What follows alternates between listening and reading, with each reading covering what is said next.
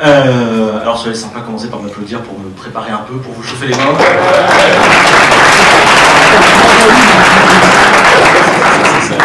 C'est toujours un exercice un peu difficile et c'est vrai que c'est important d'avoir un peu de retour. Voilà. Donc je commence à me présenter, je m'appelle Charles Sabourdin, je suis architecte DevOps freelance. Donc déjà, je reconnais que le fait d'avoir mis DevOps, rien que ça, on peut discuter pendant des heures, mais aujourd'hui c'est identifié et ça parle aux personnes qui commandent les prestations. Dans les faits, je suis plutôt un profil historiquement autodidacte. J'ai commencé avec Linux et Java, je suis parti de Paris Java User Group.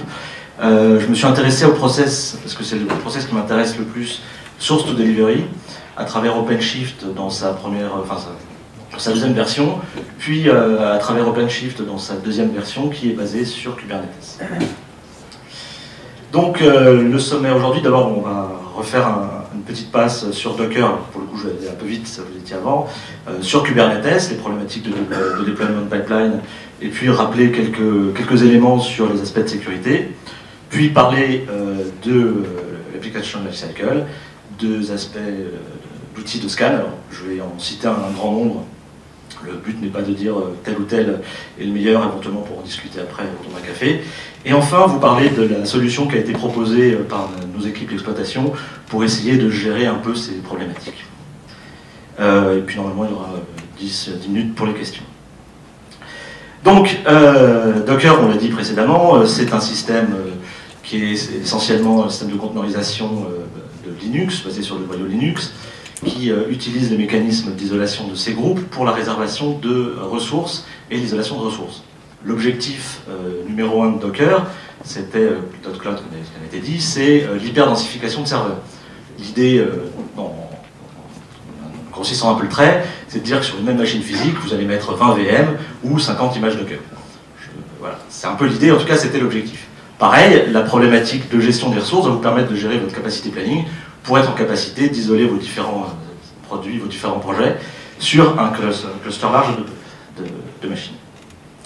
Toujours sur les aspects d'isolation, donc on a laissé le groupe, et puis un apport, et j'en parlerai un peu plus en avant, l'aspect du non-file, l'idée de travailler sur des layers qui sont en fait les couches de modifications que vous allez faire sur votre système qui vont s'entaler les unes après les autres. Donc, concrètement, si vous connaissez le Dockerfile, vous allez donner un certain nombre d'actions à faire, et à chaque action qui va être exécutée, votre image Docker va modifier son layer précédent, et puis vous allez pouvoir faire un commit qui va sauvegarder ce layer pour créer une nouvelle image, et ainsi de suite, construire. En fait, quand votre conteneur se démarre, il a une image intermédiaire qui peut être écrite, et lorsque vous le sauvegardez, il a cette image. D'où le côté immuabilité de vos images, parce qu'à chaque fois que vous réinstanciez un conteneur, vous repartez de l'image précédente. Voilà, et donc, je parlais des layers. Le point important à voir, c'est que vous avez ces différentes couches qui vont être utilisées, et qui sont très pratiques dans votre système de clustering, puisque lorsque vous allez pouvoir déployer, vous récupérez que les couches correspondantes. Sur votre gestion de parc, si vous avez connu Vagrant, on a un peu cette idée-là aussi de pouvoir déployer directement des architectures que vous avez mis et utilisées. La difficulté ou le problème qu'avait Vagrant, c'est que souvent vous aviez des images qui faisaient 2 gigas, 3 gigas, et que le temps de déploiement était extrêmement difficile et extrêmement long. Avec Docker, avec les travaux qui ont été faits avec Docker des images, ce temps de déploiement est beaucoup plus court, par le biais des layers, par le biais de la mutualisation. Alors, un petit schéma d'architecte, que je vais appeler GraceWeb, qu'on va enrichir au fur et à mesure pour pouvoir discuter. D'ailleurs, vous reconnaissez à peu près le même schéma pour vous dire que vous avez le système d'exploitation, votre système Docker, les applicatifs de vos images, et puis les applicatifs de vos mails, avec, enfin, la problématique du code. Parce que lorsque vous êtes en train de faire du déploiement d'applicatifs et que vous déployez des applicatifs, vous avez la partie code qui est fournie par vos équipes de développement. Donc là aussi, je remets à peu près à même niveau les éléments. C'est un schéma général, hein. Chaque fois on peut se discuter sur les différentes couches, les éléments de découpage, et ça permet globalement de voir et de discuter sur quel élément va être dans quoi et de vous mettre en commun dans votre discussion avec vos équipes de développement. Alors, le glosseur, donc les images Docker, j'en ai parlé, ce sont les éléments immuables qui vont être instanciés. Le conteneur, c'est la machine qui va être instanciée, qui va avoir un layer intermédiaire. Le client va vous permettre de communiquer avec. Le host, c'est la machine physique. Et puis, autre élément important, la registry, c'est l'endroit dans lequel vous allez stocker l'ensemble de vos images Docker que vous allez pouvoir récupérer, donc avec des registries locales, puisque votre host va utiliser la registry locale, et la registry distante, puisque vous allez pouvoir pooler les images, donc à travers les layers, sur un élément distant. Kubernetes. Donc, sur cette problématique d'image Docker, donc qui va permettre d'instancier des images sur vos nœuds, a été construit, effectivement, lancé par Google, mais aujourd'hui hébergé par la Cloud Native Foundation, qui elle-même appartient à la Linux Foundation, un système d'image Docker Cloud Native avec une volonté de travailler sur des aspects indépendants et standards. Il y a derrière Kubernetes une volonté d'essayer de mettre en place un système de standardisation qui va vous permettre de passer d'un prestataire de cloud à un autre. Donc de votre Azure à votre Google, de votre Google à votre Amazon, de votre Amazon à votre propre hébergement local. Voilà. Après, il y a aussi les limites entre la différence entre la théorie et la pratique, notamment sur les problématiques tout simplement de taille et de débit, mais ce sont des travaux qui vont en cours pour cette normalisation. Donc Kubernetes, comme je le disais, travaille avec un master qui va fonctionner avec une API serveur sur lequel vous allez envoyer des descriptions des images que vous voulez mettre en place, et un ensemble de nœuds qui va recevoir les instructions à travers l'agent local qui s'appelle le kubelet. Il y a également le kubeproxy qui généralement fait l'abstraction réseau. Je passerai complètement sur l'abstraction réseau aujourd'hui, c'est pas le sujet. Mais en tout cas, vos nœuds vont pouvoir discuter les uns avec les autres avec une abstraction réseau, comme s'ils étaient en communication locale. Et là, ce système-là est fait par l'abstraction CNI de votre... non, c'est pas CNI, excusez-moi, c'est le réseau, enfin, en tout cas, c'est fait par l'abstraction réseau implémentée dans votre Kubernetes. Là aussi, vous avez plusieurs choix d'implémentation et plusieurs éléments de discussion possibles. Donc, toujours sur le glossaire, vous avez donc le master qui va héberger le système de base de données, le système d'échange, donc le TCD qui va conserver les informations d'état et les éléments d'état, les nœuds qui sont possibles, souvent appelés workers, donc qui vont pouvoir instancier des images Docker pour répondre aux demandes du master. Vous avez les pods, donc le pod c'est l'unité atomique d'exécution, donc en fait globalement dans un pod vous allez définir les ressources et une ou plusieurs images Docker qui va pouvoir être démarrées. Le master va s'occuper de savoir sur quelle machine instancier votre image Docker, enfin vos pods, en fonction des informations que vous lui aurez données, de descriptions sur vos pods et des éléments de contrainte de ressources. Typiquement, je veux tant de CPU, je veux tant de RAM, il va vérifier que le nœud a les ressources possibles ou pas. Enfin, le Replication Controller. Donc le Replication Controller, c'est une abstraction un peu au-dessus du pod qui va définir vos exigences sur les pods et donc s'assurer que ces exigences que vous avez demandées vont être maintenues. Notamment, un des points importants, le nombre de réplicas. Typiquement, je veux faire de la haute disponibilité, parce que c'est l'objectif indirect de votre système de cluster, je veux donc 5 réplicas en capacité de répondre et de fournir le service web de ma machine. C'est le Replication Controller qui va vérifier qu'en permanence, j'ai bien 5 pods qui démarrent des images Docker qui me fournissent mon service. Et donc si d'aventure un nœud s'arrête, redémarre, tout simplement parce que vous avez fait une mise à jour OS par exemple, eh bien c'est ce Replication Controller qui va s'occuper de relancer les machines, enfin de relancer un pod sur un de vos nodes existants pour m'assurer le service en permanence. Et puis le service qui maintient les éléments réseau. Donc il y a aussi plein d'autres objets correspondants, donc là je ne vais pas venir dessus, les conteneurs, la registry,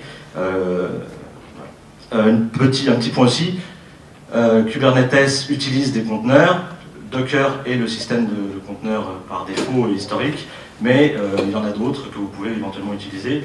Ça a été normalisé via OCI. Voilà. Donc j'ai parlé du Replication Component, et là je vais vous parler du composant sur lequel on va un peu s'arrêter, c'est le deployment. Le deployment, c'est un élément encore au-dessus du Replica set qui va gérer deux choses. La stratégie de déploiement, donc typiquement j'ai 5 pods qui fournissent mon service à un état A, je veux les remplacer, est-ce que je veux les remplacer 1 par 1, 2 par 2, 3 par 3, est-ce que je veux tout remplacer d'un coup ou pas? C'est là-dedans que vous allez définir le contrat de déploiement pour définir la façon dont vous allez remplacer l'ancien système, enfin les anciennes instances de vos machines, enfin, de vos images Docker, par les nouvelles instances de vos images Docker. Avec un mécanisme d'exigence, de durée, etc. pour pouvoir s'arrêter, et éventuellement un mécanisme historique pour vous permettre de faire le rollback vos déploiements. Voilà. Donc en pratique, je l'avais dit, mais je le rappelle, pour communiquer avec votre Kubernetes, on emploie des échanges JSON. Très souvent, on passe par du YAML qui est quand même un peu plus facile à manipuler. Et ici, voici un YAML de déploiement dans lequel vous voyez donc ici les générations des informations de changement, les éléments de contrat sur le nombre de réplicas et l'URL de l'image que vous allez déployer avec la politique à utiliser sur le nœud pour la mise à jour de votre image. Ok. Donc on se retrouve avec votre machine qui a, en plus des images Docker instanciées, un kubelet qui souvent est une image Docker, et une proxy aussi. Je ne sais pas si vous avez des questions. Ok. Alors, le développement ou deployment pipeline, là aussi assez classique. Vous avez d'abord en première partie le développement local de vos machines, donc là où vos développeurs font leur développement, leurs tests unitaires, les éléments de debug, et ainsi de suite, et vont construire leurs images Docker locales, éventuellement leur cluster d'images locales, avec par exemple un Minikube qui va permettre de tester les systèmes de fonctionnement, etc. Une fois que les éléments locaux ont été validés, il va le committer dans le GitHub, qui va entraîner un mécanisme automatique de déploiement par webhook, donc avec un GitLab, un Jenkins ou autre, qui va récupérer le Git, récupérer les éléments de build et builder les artefacts nécessaires à vos projets. Donc artefacts, ça va être pour les projets Java légers, pour les nodes, les targz de déploiement, éventuellement le power, et puis, parce que c'est ce qui va nous intéresser, l'image Docker de votre projet qui va être instancée, qui va être propagée à travers votre pipeline. Une fois que cet élément est arrivé dans l'espace de développement, vous allez donc exécuter tous vos tests, comme je le disais, les tests locaux, les éléments d'analyse de code, le remplissage de votre repository, et puis vous allez pousser votre image vers son environnement de QA ou de test de validation, donc là dans lequel vous allez avoir rajouté les tests de sécurité, les tests de charge, certains tests de non-régression. Donc là aussi, en fonction de vos éléments et de votre organisation, certains tests sont plus au-dessus ou plus en dessous. Néanmoins, vous êtes dans des namespaces dédiés où à chaque fois, votre image Docker est la même. Le namespace peut potentiellement être le même, voire avoir les mêmes caractéristiques que les autres, et donc vous gérez une immutabilité, une répétabilité de votre environnement de développement et de votre facilité de déploiement. Une fois que vous avez passé les aspects de QA, de test et de validation, vous passez dans un environnement de staging éventuellement, qui a souvent plusieurs aspects. Aujourd'hui, avec Kubernetes, pour moi, il y a surtout l'élément de pouvoir être partagé et normalisé avec le métier pour la validation. On n'a plus tellement ce besoin dans le staging historique en se disant on a les données dans les mêmes niveaux, les mêmes valeurs, les mêmes ressources, parce qu'en fait on a pu pouvoir le faire grâce à nos systèmes de namespace. Néanmoins, vous pouvez, pour des raisons d'optimisation ou de gestion, avoir des environnements différents. Des quotas de ressources des liens différents. Et enfin, vous pouvez passer dans votre système de production par le déploiement et le mécanisme de push. Donc, quand j'en ai parlé, donc sur les éléments d'intégration continue, je parlais de l'analyse de code. Donc là, je fais un petit zoom sur un outil, mais vous en avez d'autres. Donc c'est SonarQube qui vous permet de faire l'analyse statique de votre code et de vous donner des retours. Retours sur la qualité, retours sur les risques potentiels, retours sur les failles éventuelles de vos librairies, et ainsi de suite, qui, pareil, va vous permettre de maintenir votre code dans votre pipeline de qualité. Un autre élément, puisqu'on est très orienté sécurité là, Zap Proxy, qui va être en capacité de faire des tests de sécurité, de faire des analyses, des tentatives d'injection assez standards, qui vont vous permettre de valider de façon un peu automatisée certains de vos tests de pentest normalisés. Voilà. Donc on arrive à une première problématique, le niveau de maturité. Donc vous avez déjà tout votre système de CI, et en pratique, vous allez avoir différents éléments pour aller du continuous integration au continuous deployment. La différence, elle est quand même de taille, puisque quand vous avez, et j'en dirais que dans l'historique, on a quand même beaucoup de sociétés qui sont encore comme ça, et après avec des manipulations manuelles, vous avez le build automatique, un serveur de CI qui fait le test, et puis après, vous remplissez vos documents de Word, de passation, pour dire voilà comment il faut passer en prod, etc. On a potentiellement amélioré, on passe par le continuous delivery, la propagation depuis vos environnements de test vers vos environnements de pré-prod, de QA, de test, se font automatiquement. Il n'y a plus de documents d'échange vers vos exécutifs d'exploit. De toute façon, tout ça a été normalisé. Ça passe. Néanmoins, il reste encore, pour des raisons d'organisation, pour des raisons de choix, pour des raisons même de confiance dans votre chaîne de CI. Il y a aussi ce point-là, je pense que c'est aussi un point important à mettre en place. Vous avez différents niveaux de maturité dans la confiance que vous avez dans votre CI, dans la confiance que vous avez dans votre chaîne de construction d'automatisation.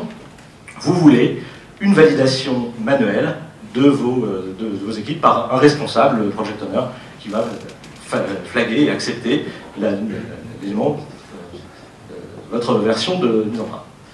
Après, vous avez tout automatisé et vous êtes suffisamment conscient pour votre chaîne pour aller directement de votre code vers votre production de façon totalement automatisée avec les tests de non-régression, les tests de validation, les éléments correspondants. Alors, je fais une petite digression sur le point. Il y a un peu de politique et de stratégie sur les choix de nommage des images. Donc, alors, je ne sais pas si vous connaissez tous, mais sur Docker, vous pouvez mettre des tags, hein, comme vous mettez sur vos repos GitHub, etc., sur vos repos Git ou autres. Ce sont des labels qui vont vous permettre de dire et de bouger en disant voilà la version actuelle, voilà l'information. Donc, clairement, l'unicité de vos images, c'est le SHA-256 de vos images. Néanmoins, pour utiliser des choses plus faciles et plus humainement utilisables, vous allez pouvoir mettre des tags. Donc il y a un peu deux écoles. Soit vous le faites sur les tags de version, et puis vous allez modifier vos déploiements de config pour faire passer la version d'un environnement, d'un namespace en fait, à un autre, d'accord? Soit vous considérez que vous utilisez le sens en fait et l'objectif de vos tags, et donc vous considérez que vous avez des tags qui sont automatiques, qui correspondent à vos namespaces. Typiquement, j'ai le tag développement, j'ai le tag QA, j'ai le tag staging. Et auquel cas, c'est à votre système de CI de flaguer vos images après les passages avec les bons flags. Un petit point, attention, si vous faites le tag par purpose, en fait, il faut bien faire attention que vous redéployez, que vous repoolez les images. Si vous ne mettez pas l'information de pool, il va considérer que c'est le même tag et potentiellement que l'image est la même.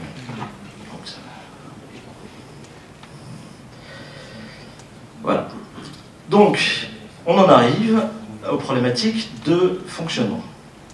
Donc, on l'a bien vu, on a pu voir, et vous avez tous, je n'en doute pas, mis en place des systèmes, et effectivement, vous pensez maintenant que votre application lifecycle, c'est ce formidable schéma qui présente l'anneau de Moebius avec les différents outils, qui est un système infini d'amélioration continue dans lequel tout fonctionne bien. Vous allez régulièrement mettre ça en place, regarder les retours, les éléments des failles de sécurité, et puis ça fonctionne. Vous pensez peut-être qu'il y a encore plus de documents, il y a encore plus d'éléments, et puis c'est à ça que ça va correspondre. Puis dans la vie de votre application, dans son fonctionnement, au-delà on va dire d'un an ou deux, il y a des CVE qui apparaissent, donc les failles de sécurité. Donc on en a un peu parlé dans la présentation précédente. En fait, les failles de sécurité, elles apparaissent un peu naturellement tout le temps. Vous pouvez essayer de protéger, en fait, c'est un peu une course à l'échalote, puisque de toute façon, vous allez essayer de sécuriser, et on va essayer de trouver des failles, et d'une certaine manière, les failles qui vont apparaître sont potentiellement juste un manque, entre guillemets, d'imagination de la part des personnes qu'on connaît. Mais parfois, il y a des failles auxquelles on n'a pas forcément pensé, qui apparaissent, qui sont des nouvelles exploitations. Et à l'inverse, parfois, c'est tout simplement parce que les outils qui sont utilisés ne sont pas suffisamment observés, analysés, regardés, qu'on ne trouve pas de failles. Ça ne veut pas dire qu'il n'y en a pas, ça veut dire qu'on n'en a pas trouvé. Malheureusement, ça rend un peu parano ce genre de réflexion, mais c'est la réalité. Dans la vie courante, les failles de sécurité apparaissent avec des fréquences que vous ne connaissez pas forcément. Donc voilà, vous en avez d'autres sur Node.js, sur Java, sur Docker MM, sur Kubernetes, on en a parlé tout à l'heure. Et donc j'en arrive au fait que, en fait, souvent, votre lifecycle d'applicatif, il est plutôt comme ça. C'est que vous avez mis en place du développement de features en mode agile, sur un cycle de 2 semaines pour correspondre, et puis votre projet il démarre, ça marche, et puis il y a des failles de sécurité, elles sont corrigées au fil de l'eau, puisque vos équipes de développement, elles sont là. Elles sont présentes, il n'y a pas de souci, on la prend, on la corrige, on met à jour la version, on modifie le maven.xml, on modifie le JSON, le project.json, que sais-je pour d'autres technos, et puis voilà. Et puis à un moment, votre projet, il s'arrête. Plutôt, l'application s'arrête d'évoluer, il n'y a plus les budgets, il n'y a plus l'évolution, néanmoins vous avez des utilisateurs. Et voilà, tout le monde n'est pas forcément, toutes les grosses boîtes, banques, assurances, que sais-je, ne sont pas forcément dans une optique d'avoir des produits qui vont maintenir tout au long de leur vie. Souvent, là, il y a le passage en BAU ou en exploitation, où on va confier ces équipes qui ont été faites à des équipes, on va dire, de 20, 30 personnes, ou peut-être 5-10 personnes, à des équipes d'exploitation de 5-10 personnes, mais qui vont gérer plein d'autres projets, pour des raisons normales, économiques et de gestion. On ne garde pas les équipes de développement à toute la vie du projet, en tout cas très souvent ce n'est pas le cas. D'accord ? Et donc pour gérer cette problématique, vous avez le fait qu'il faut être en capacité de gérer votre cycle de vie tout au long de votre applicatif. Et d'être aussi en capacité de gérer les failles de sécurité tout au long de votre applicatif.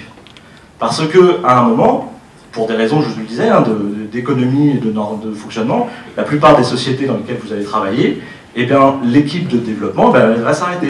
Elle va partir sur un autre projet. Ou même, ce sont des prestataires indépendants, des développeurs, qui vont changer de projet, tout simplement, naturellement, à la fin de vie de leur contrat. Donc, pour faire ça, vous avez cette problématique. Et c'est aussi une problématique de pouvoir être en capacité, donc je disais, de gérer les pages de sécurité. Et donc, pour ça, d'abord, vous avez différents outils de scan qui vous permettent de suivre vos applicatifs. Alors là, j'en ai mis plusieurs que j'ai testés.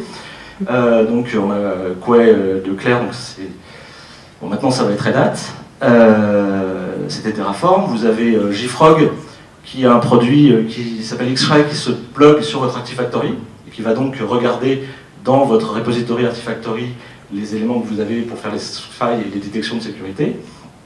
Vous avez Snike, je sais jamais le prononcer, Snike, que je viens de redécouvrir, que j'ai un peu regardé, qui a l'air assez intéressant.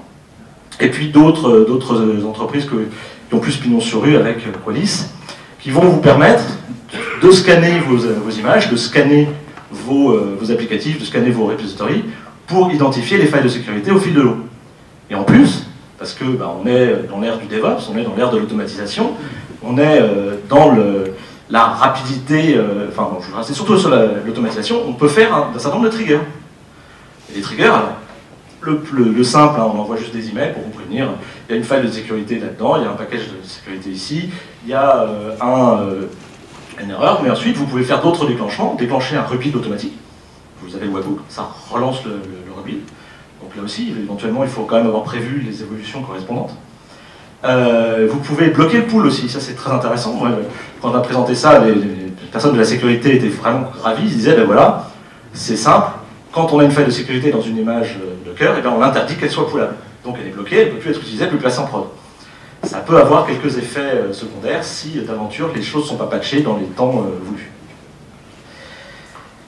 Donc ces outils. Alors, je reviens sur mon breadcrumb et sur notre problématique un peu organisationnelle.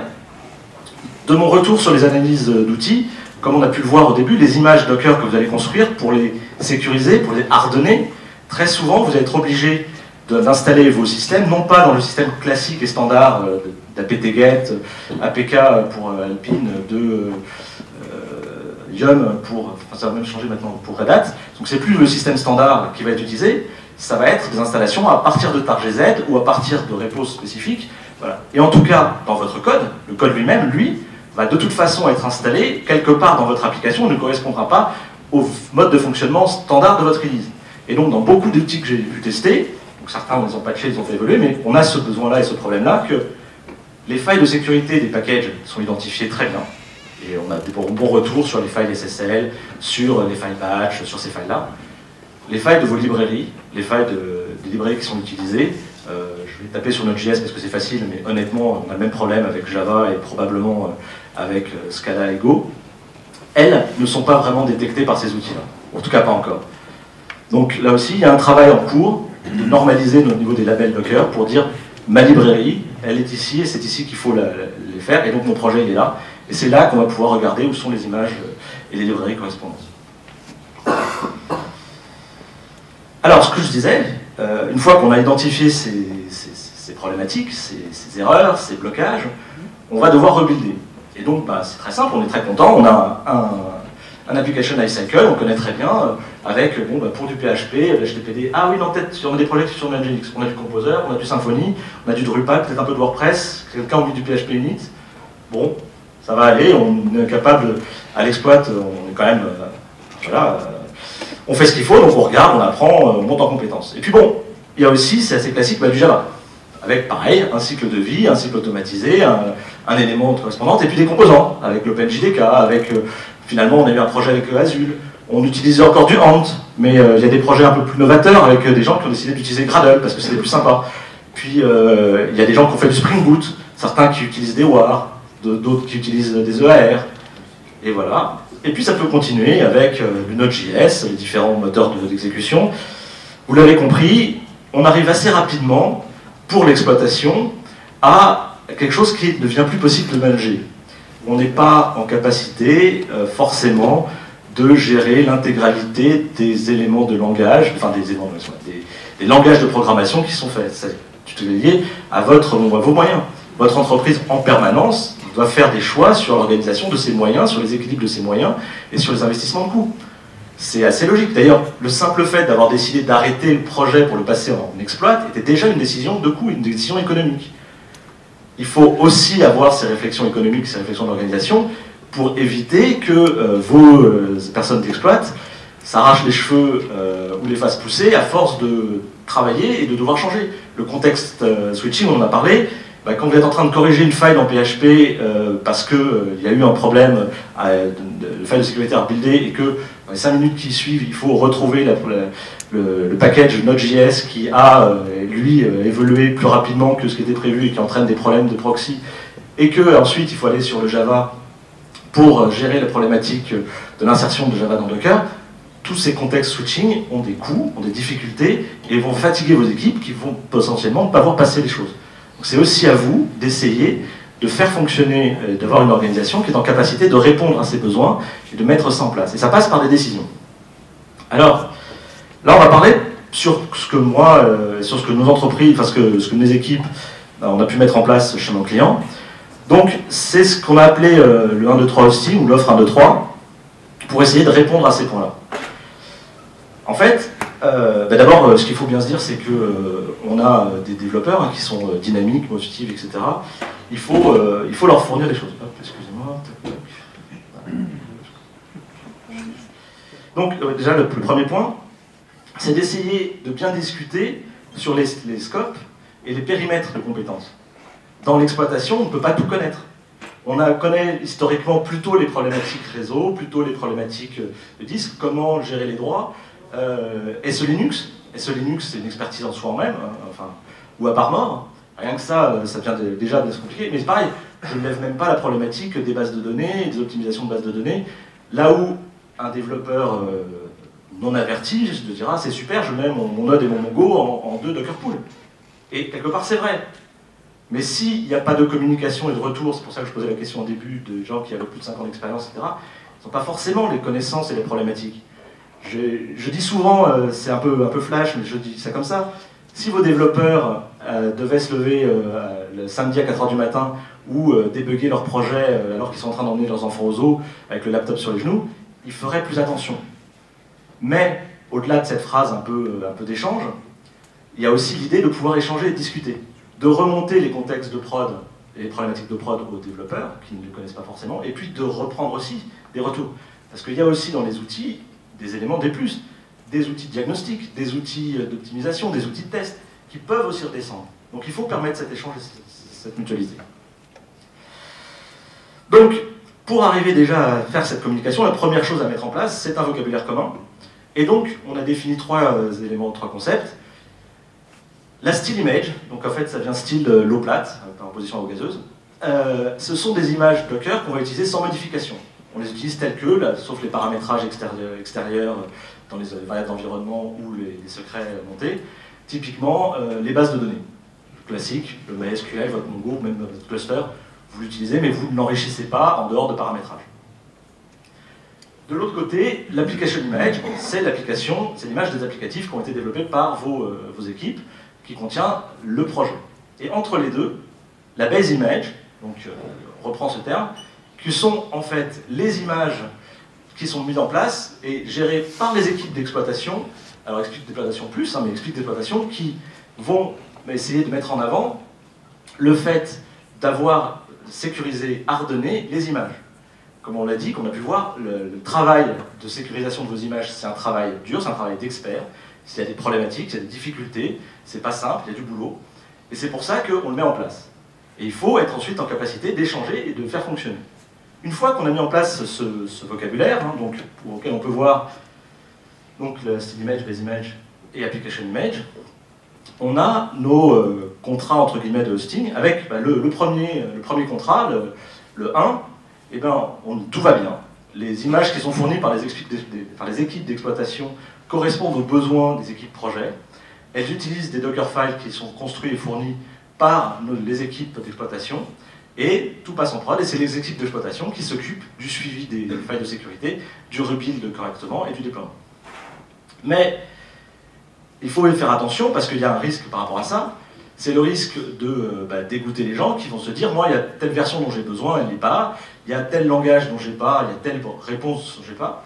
Donc on a mis en place le système 2, c'est dire ok, de toute façon nous aussi à l'exploit on a une équipe limitée, on est limité en ressources, on est limité même en compétences et en connaissances, donc il y a des choses qu'on ne connaît pas, on n'est pas forcément en capacité de faire de la veille technologique sur l'ensemble du panel possible de technologies.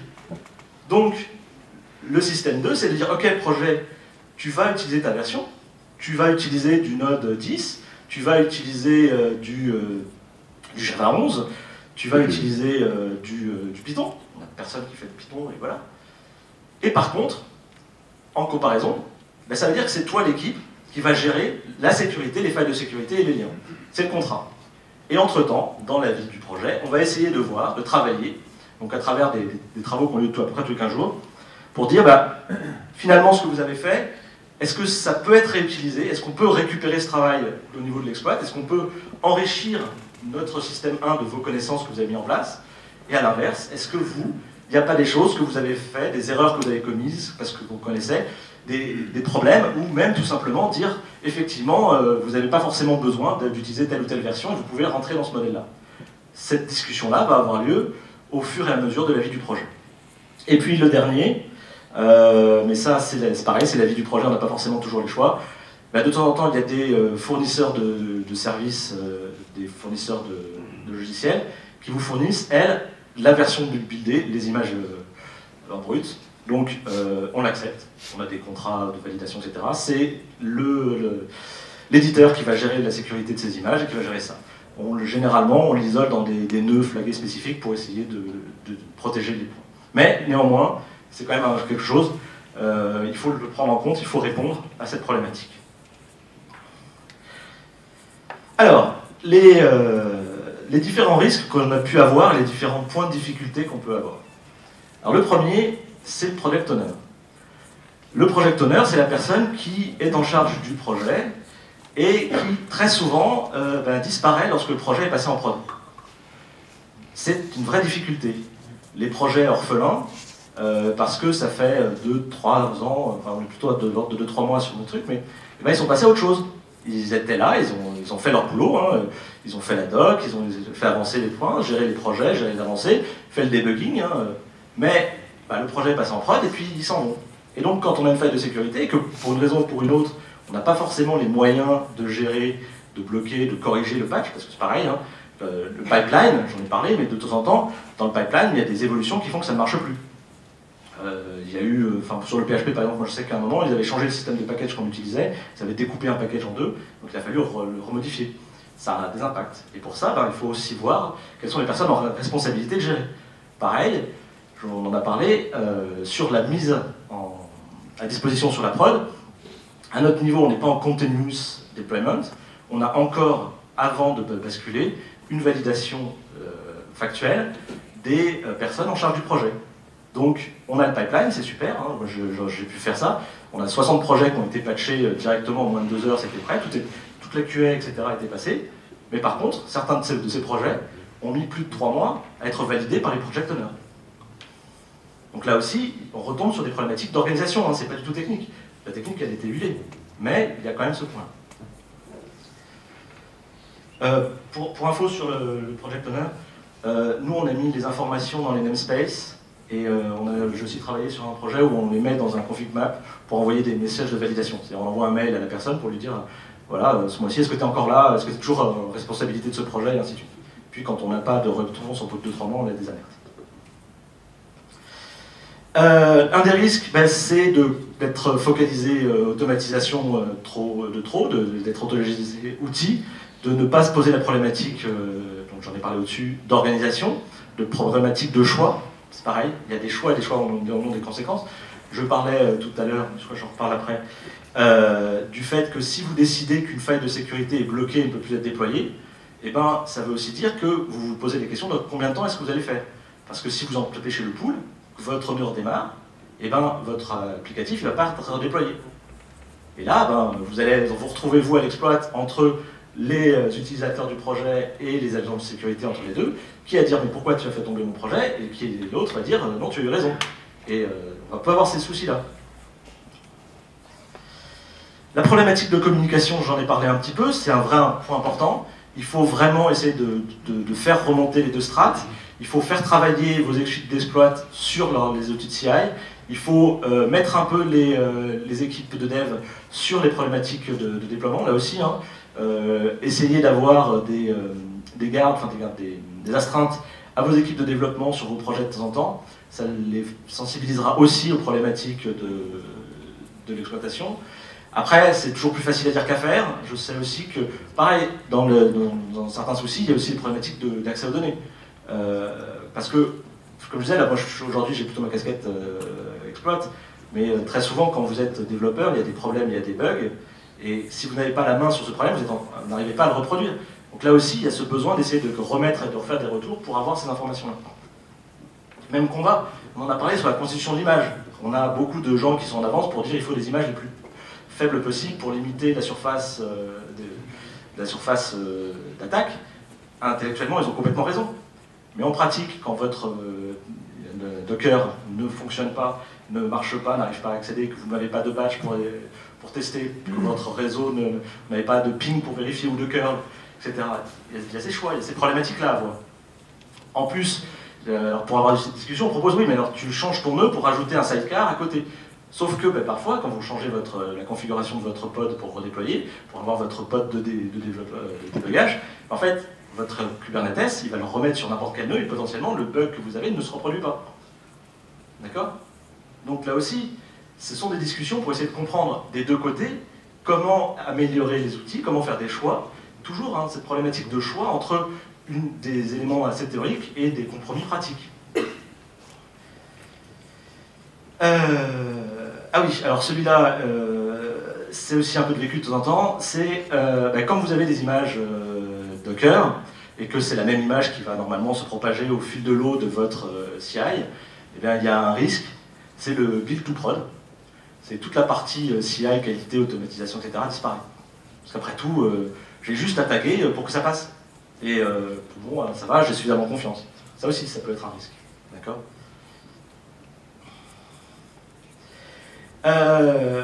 J'en ai parlé, la problématique d'avoir beaucoup trop de versions, de variantes, même sur vos images de base. Là aussi, quand vous avez 4 ou 5 versions, il faut essayer de les normaliser. Donc aussi, quand vous, au niveau des équipes d'exploit, aux équipes de maintenance des base images, selon la façon dont vous êtes organisé, il faut répartir ces points-là. Il faut aussi essayer de temps en temps de forcer les mises à jour pour essayer de réduire l'hétérogénéité de votre parc. Parce que là aussi, si vous ne faites pas attention, vous allez patcher, vous allez faire évoluer vos images, mais les images derrière qui n'ont pas forcément de faille, c'est pas forcément pour ça, mais elles vont avoir 1, 2, 3 versions de retard, et quand vous allez devoir gérer votre faille de sécurité, là vous allez apercevoir qu'en fait, ce projet-là, il a une spécificité qui n'a pas marché. Donc il faut essayer en permanence de maintenir ces versions-là. Et on va revenir sur la problématique du côté exploitation continue, parce que néanmoins, vous êtes quand même en obligation de rebuilder assez régulièrement vos images, si vous voulez faire évoluer vos images de base. Et puis, alors c'est toujours un point important, je ne sais pas s'il y a des managers, des directeurs ici, c'est aussi un point qui joue toujours, c'est la validation et l'acceptation des décisions et des choix et des conséquences des choix. Il y aura toujours un moment où on va devoir avancer, je disais, l'image qui est arrêtée, qui est supprimée automatiquement, ou à l'inverse, j'ai pas de retour de l'image que j'ai patchée, Donc il y a une faille de sécurité qui a été remontée. Moi, ça fait un mois que j'ai pas de retour des product owners sur l'image. Est-ce que j'accepte encore de laisser mon image avec sa faille dehors ou pas? Et si mon supérieur me dit, mais non, écoute, tu la pousses, je la pousse, et que pour une raison ou pour une autre, cette image-là a une faille de fonctionnel, hein, un truc, c'est pas la bonne couleur ou que sais-je, ben, ça va vous retomber dessus. Et là, ben, ça reste très important au niveau du management de dire, c'était les décisions, ces décisions on les a faites, on a accepté les conséquences. C'est pour ça que malheureusement, il faut peut-être un peu aussi écrire les choses et les normaliser sur la communication pour dire, ben, voilà, vous avez confiance dans notre système, nous avons confiance dans les choix et on peut mettre ça en place en toute confiance. Merci beaucoup. Est-ce qu'il y a des questions?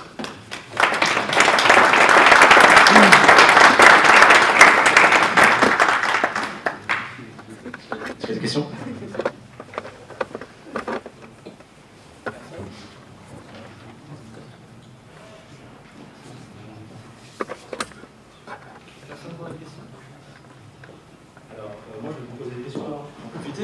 Qui a du Kubernetes en production ici ou en pré-prod? Ok. Qui a du Docker? D'accord. Alors, par rapport à l'un ou par rapport à l'autre, quelle serait la taille de vos clusters? Est-ce que vous avez, allez, on va dire, moins de 5 nœuds dédiés à vos clusters? Qui a moins de 5 nœuds dédiés à ce cluster? D'accord. Qui a plus de 5 nœuds dédiés à ces clusters? Ok.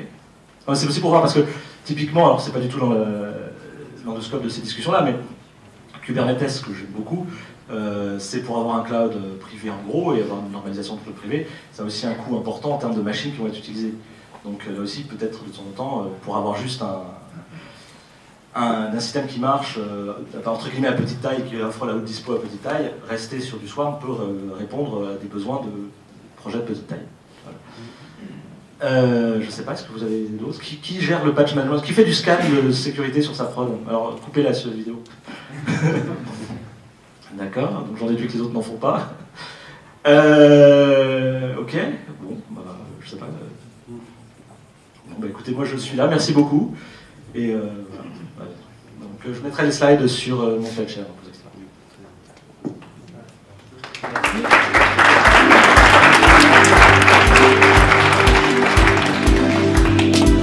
Du coup, merci à tous.